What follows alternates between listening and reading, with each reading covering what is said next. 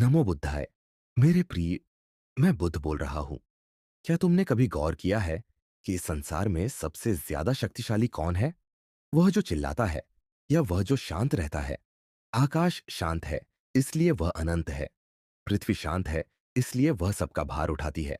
और सत्य शांत है, इसलिए वह शाश्वत है। आज मैं तुम्हें उस शस्त्र के बारे में बताऊंगा जिसे धारण करने के बाद तुम्हें किसी तलवार या ढाल की आवश्यकता नहीं होगी। वह शस्त्र है मौन। मेरे प्रिय, लोग तुम्हारी बातों का गलत अर्थ निकाल सकते हैं। वे तुम्हारे शब्दों को तुम्हारे विरुद्ध इस्तेमाल कर सकते हैं, लेकिन वे तुम्हारे मौन का कुछ नहीं बिगाड़ दे सकते। आज की इस यात्रा में मैं तुम्हें सिखाऊंगा कि कैसे चुप रहकर तुम उन युद्धों को जीत सकते हो जिन्हें लड़ने में लोग अपनी पूरी जिंदगी बर्बाद कर देते हैं। क्या तुम तैयार हो अपने भीतर की उस शक्ति से मिलने के लिए जो शोर के पीछे छिपी है? अध्याय एक, मौन की वास्तविक परिभाषा, भीतर का सन्नाटा।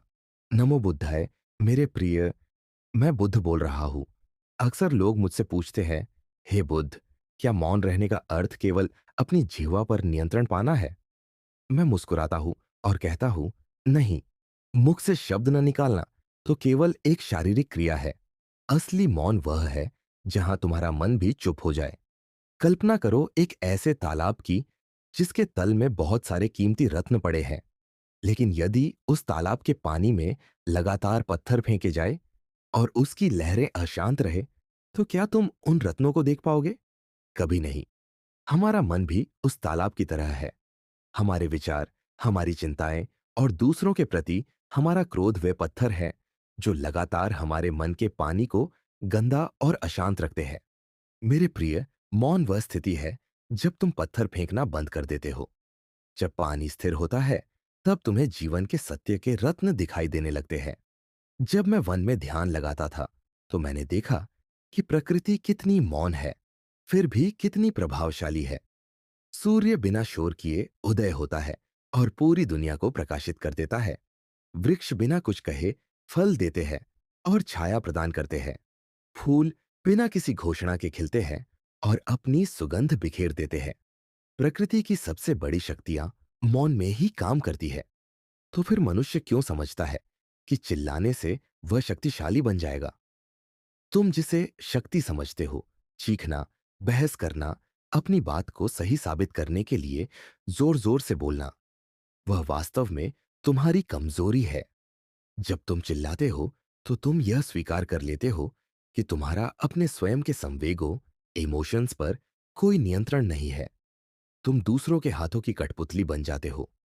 यदि कोई तुम्हें गाली दे और तुम बदले में उसे गाली दो, तो उसने तुम्हें जीत लिया। उसने तय किया कि तुम्हारा व्यवहार कैसा होगा। लेकिन जिस क्षण तुम मौन धारण कर लेते हो, तुम अपनी शक्ति वापस अपने हाथ में ले लेते हो। मेरे पास एक बार एक बहुत बड़ा विद्वान आया। उसे अपने ज्ञान पर बड़ा अहंकार था।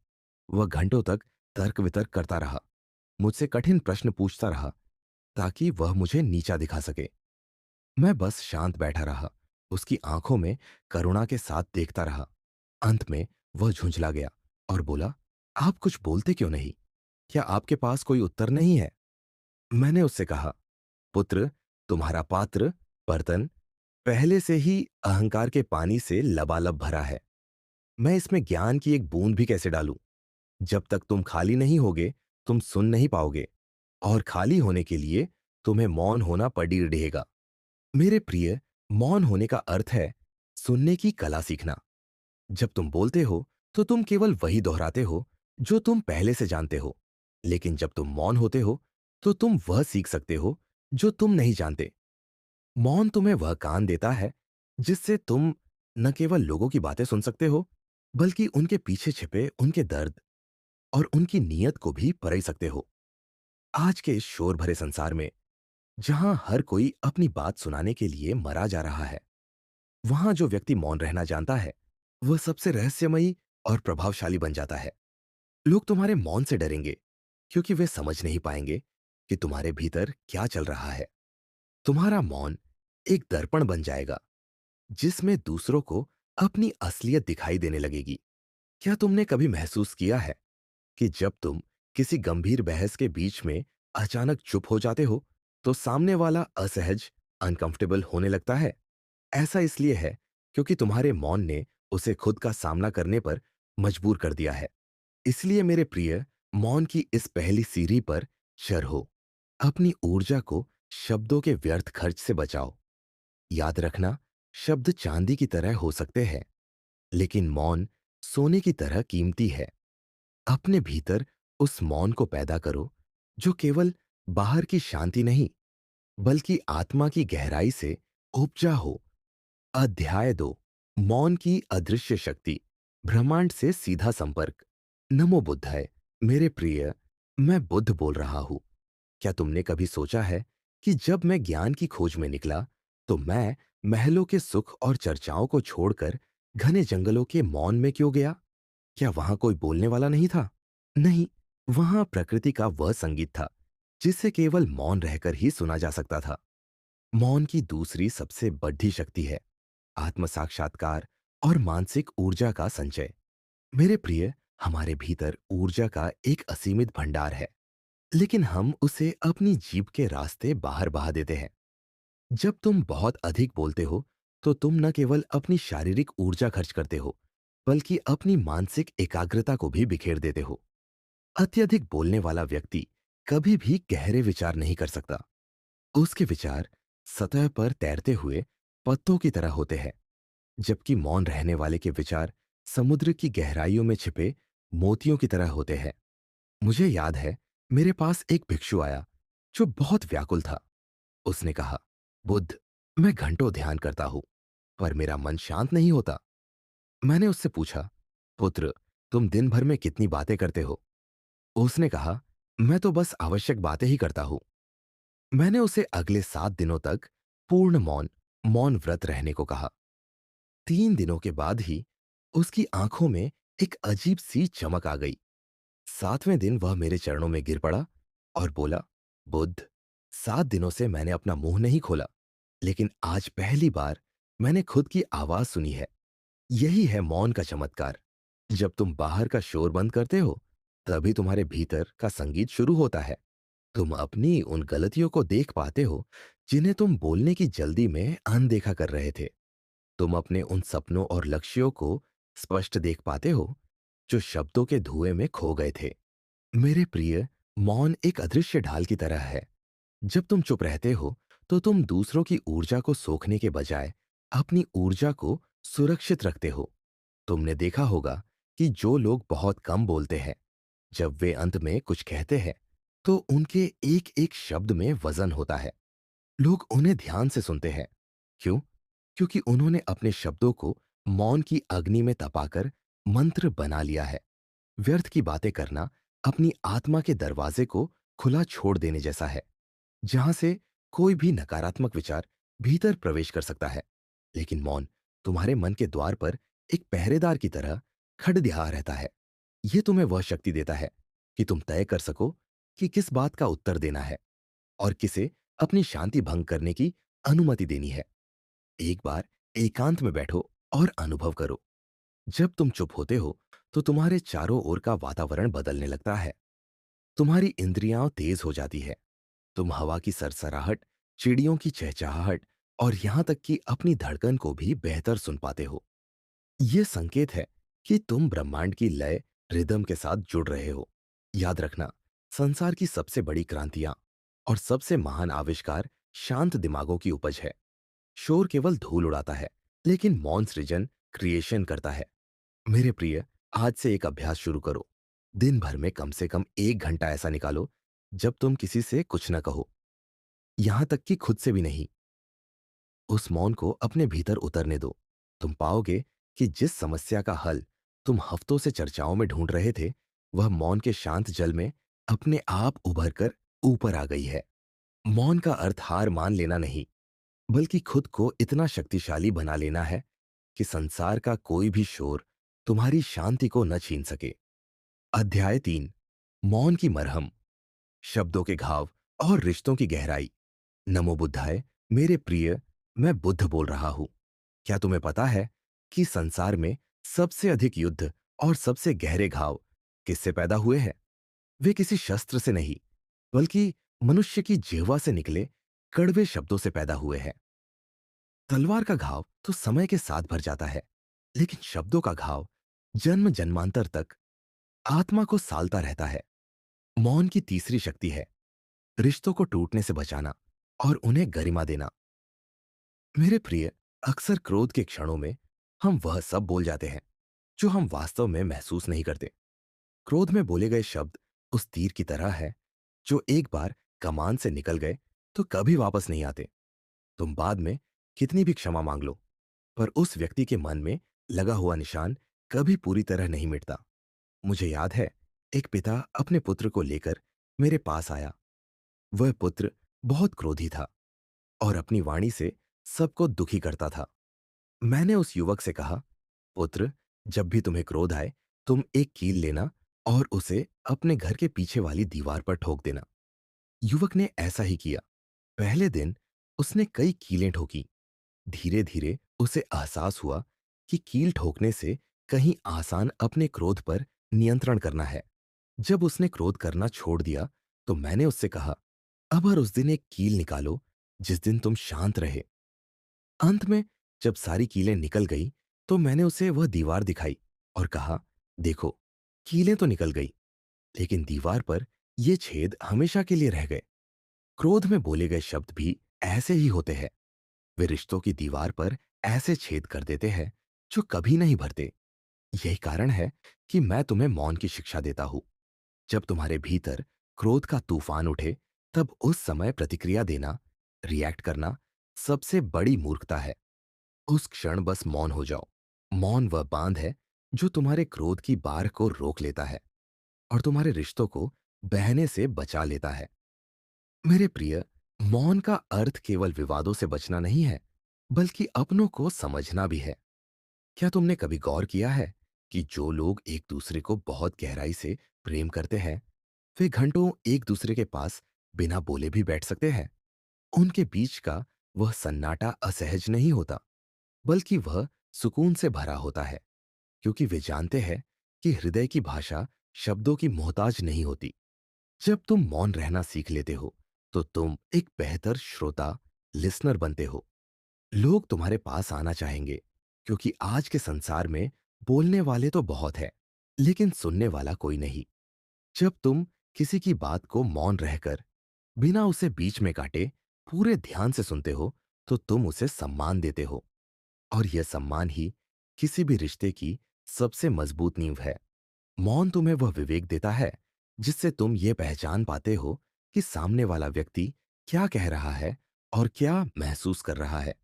कभी कभी लोग कड़वा बोलते हैं क्योंकि वे भीतर से दुखी होते हैं।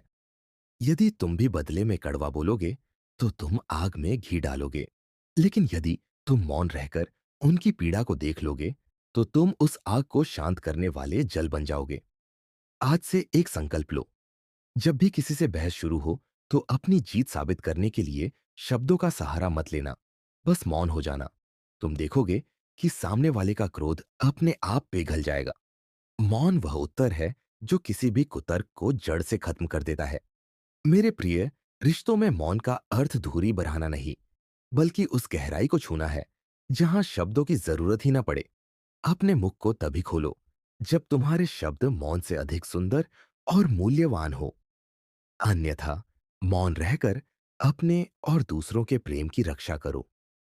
अध्याय 4, मौन और सफलता, निर्णय लेने की अद्भुत क्षमता। नमो बुद्धाय। मेरे प्रिय, मैं बुद्ध बोल रहा हूं। क्या तुमने कभी सोचा है कि संसार के सबसे सफल और महान लोग इतने शांत क्यों दिखाई देते हैं? क्या वे डरपोक हैं? नहीं, वे जानते हैं कि मौन ही वह कार्यशाला है जहां बुद्धिमानी के औजार तैयार किए जाते हैं। मौन की चौथी शक्ति है सटीक निर्णय लेने की क्षमता और मानसिक स्पष्टता। मेरे प्रिय, यह संसार एक बहुत बद्दे बाजार की तरह है जहां हर तरफ शोर है। कोई तुम्हें कुछ बेचना चाहता है, कोई तुम्हें अपनी राय थोपना चाहता है, तो कोई तुम्हें डराना चाहता है। जब तुम इस शोर का हिस्सा बन जाते हो, तो तुम अपनी स्वयं की आवाज खो देते हो। और जो व्यक्ति अपनी अंतरात्मा की आवाज नहीं सुन सकता, वह कभी सही निर्णय नहीं ले सकता। एक बार एक राजा मेरे पास आया। वह बहुत परेशान था। उसके राज्य पर संकट था और उसे समझ नहीं आ रहा था कि वह युद्ध करे या संधे। उसने कई मंत्रियों से सलाह ली, लेकिन हर किसी की राय अलग थी, जिससे उसका भ्रम और बरट गया। मैंने उससे कहा, राजन, तुम बस 3 दिनों के लिए मेरे आश्रम में आओ और पूर्ण मौन धारण करो। न किसी से कुछ पूछना, न कुछ कहना। 3 दिनों के मौन के बाद चौथे दिन वह राजा उठा और उसकी आंखों में गजब का आत्मविश्वास था। उसने कहा, बुद्ध, मुझे मेरा उत्तर मिल गया है। मैंने पूछा, कैसे? उसने उत्तर दिया, जब मैं चुप हुआ तो मेरे भीतर का शोर शांत हो गया, और जैसे ही शोर शांत हुआ, मुझे सत्य साफ दिखाई देने लगा। यही है मौन का जादू। जब तुम चुप होते हो तो तुम्हारा मस्तिष्क अपनी पूरी शक्ति को केंद्रित, फोकस कर लेता है।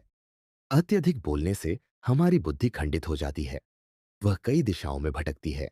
लेकिन मौन तुम्हारी बिखरी हुई ऊर्जा को एक लेजर लेजर की तरह शक्तिशाली बना देता है।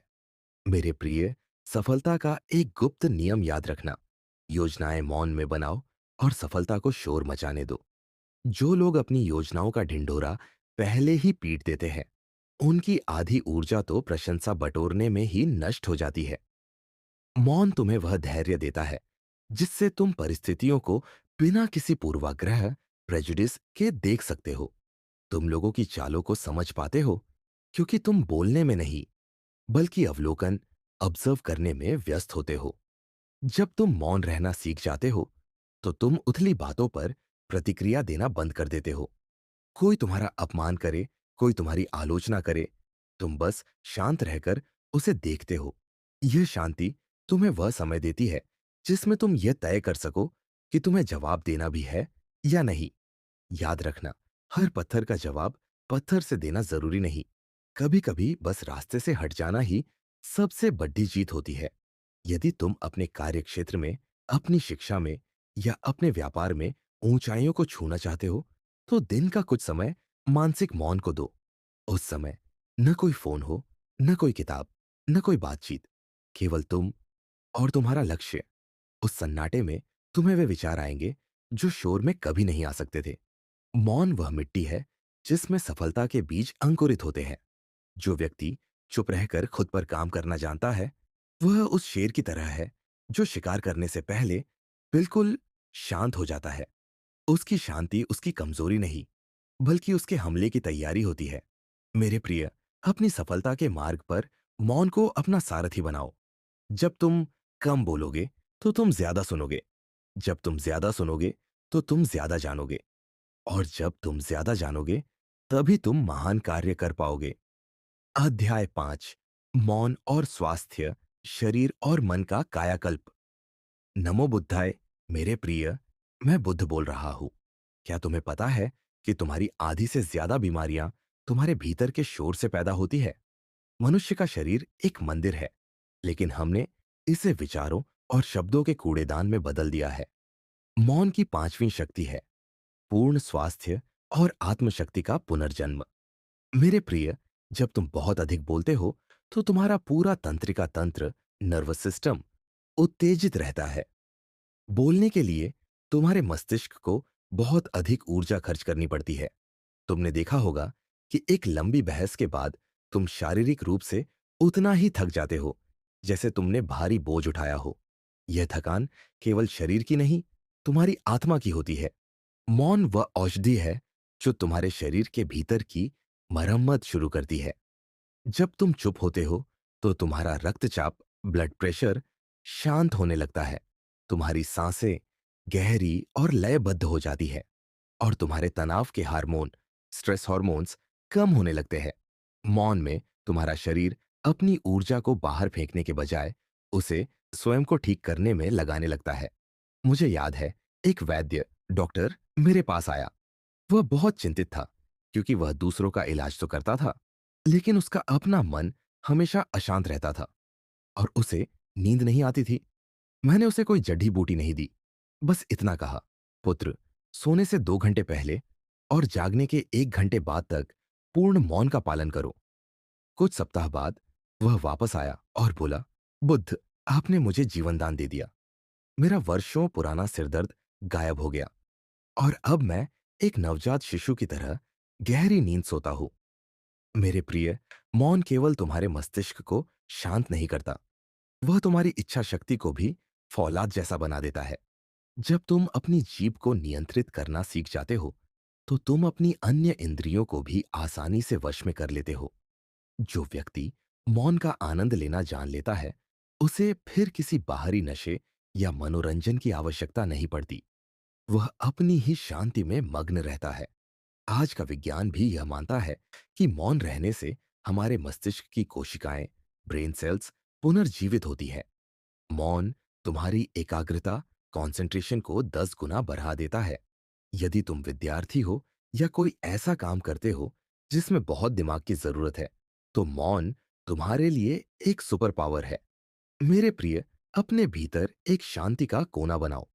दिन भर की भागदौड़ के बाद जब तुम मौन में बैठते हो, तो तुम अपने शरीर को वह विश्राम देते हो जो 7 घंटे की नींद भी नहीं दे सकती।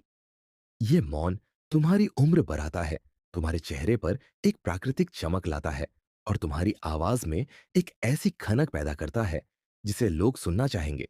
याद रखना, एक खाली बर्तन ही शोर मचाता है, भरा हुआ घड़ा हमेशा शांत रहता है।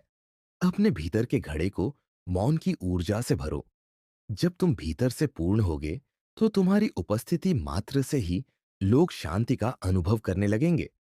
तुम्हें कुछ कहने की जरूरत नहीं पड़ेगी, तुम्हारा व्यक्तित्व ही बोलेगा। अध्याय 6, आध्यात्मिक मौन, परम सत्य और ईश्वर से साक्षात्कार। नमो बुद्धाय। मेरे प्रिय, मैं बुद्ध बोल रहा हूं। अब हम उस अंतिम और सबसे ऊंचे द्वार पर खड़े हैं, जहां मौन केवल एक अभ्यास नहीं, बल्कि अस्तित्व बन जाता है। इसे मैं कहता हूं आर्य मौन। मौन की छठी और सबसे श्रेष्ठ शक्ति है स्वयं के भीतर उस परमात्मा या शून्य का अनुभव करना। मेरे प्रिय, क्या तुमने कभी सोचा है कि जब हम प्रार्थना करते हैं, तो हम क्यों बोलते रहते हैं? हम अपनी मांगें, अपनी शिकायतें और अपनी इच्छाएं ईश्वर के सामने दोहराते रहते हैं। लेकिन प्रार्थना का अर्थ बोलना नहीं, बल्कि सुनना है। जब तक तुम बोलते रहोगे, तुम उसे कैसे सुन पाओगे जो शब्दों के पार है? परमात्मा शब्दों की भाषा नहीं, मौन की भाषा समझता है। जब तुम अपने भीतर के सारे शब्दों को शांत कर देते हो, जब तुम्हारे मन का आखिरी विचार भी मौन हो जाता है, तब वह घटित होता है जिसे बोध या ज्ञान कहते हैं। मेरे प्रिय, यह पूरा ब्रह्मांड एक विशाल मौन से पैदा हुआ है। आकाश मौन है, तारे मौन है और यह शून्य भी मौन है। जब तुम मौन होते हो, तो तुम इस पूरे अस्तित्व के साथ एक हो जाते हो। तब तुम्हें पता चलता है कि तुम केवल हाड़ मांस का यह शरीर नहीं हो, बल्कि तुम उस अनंत चेतना का हिस्सा हो जो कभी मरती नहीं। मुझे याद है, मेरे पास एक जिज्ञासु आया और उसने पूछा, बुद्ध, सत्य क्या है? मुझे विस्तार से समझाए। मैं बस चुप रहा। उसने फिर पूछा। मैंने फिर मौन धारण किया। वह क्रोधित होकर जाने लगा। तब मैंने उससे कहा, पुत्र, मैं तुम्हें उत्तर दे रहा था, लेकिन तुम शब्दों की तलाश में थे। सत्य को समझाया नहीं जा सकता, उसे केवल मौन में अनुभव किया जा सकता है। जिस प्रकार गूंगे को गुड़ का स्वाद पता होता है, पर वह बता नहीं सकता, वैसे ही मौन में मिला सत्य शब्दों में नहीं बांधा जा सकता।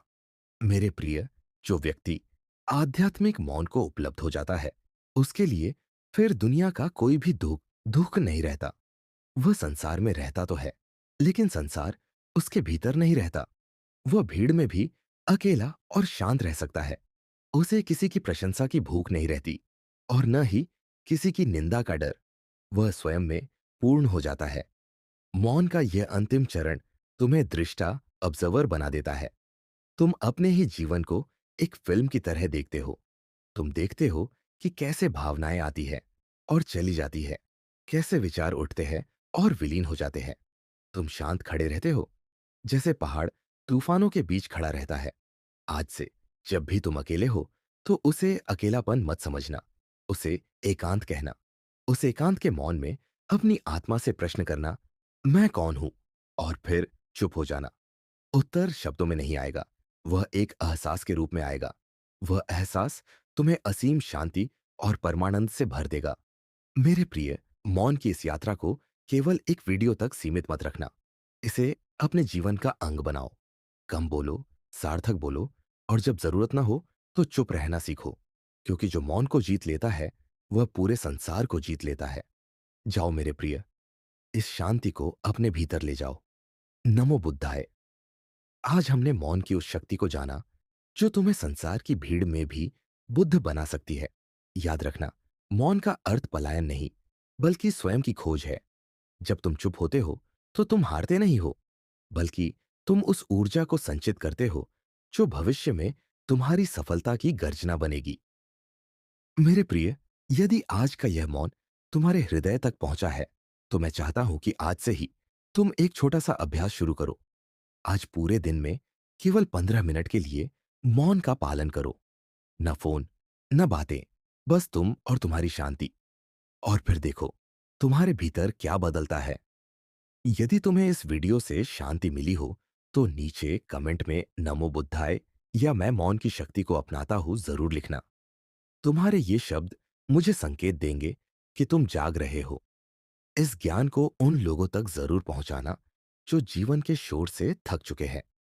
वीडियो को लाइक लाइक करें, और यदि तुम अभी तक इस यात्रा का हिस्सा नहीं बने हो, तो इस चैनल को सब्सक्राइब सब्सक्राइब कर लो, ताकि हमारी अगली मुलाकात जल्द हो सके। जाओ मेरे प्रिय, अपने भीतर के उस बुद्ध को खोजो जो शांत है, स्थिर है और अजेय है। अपना ध्यान रखना। नमो बुद्धाय।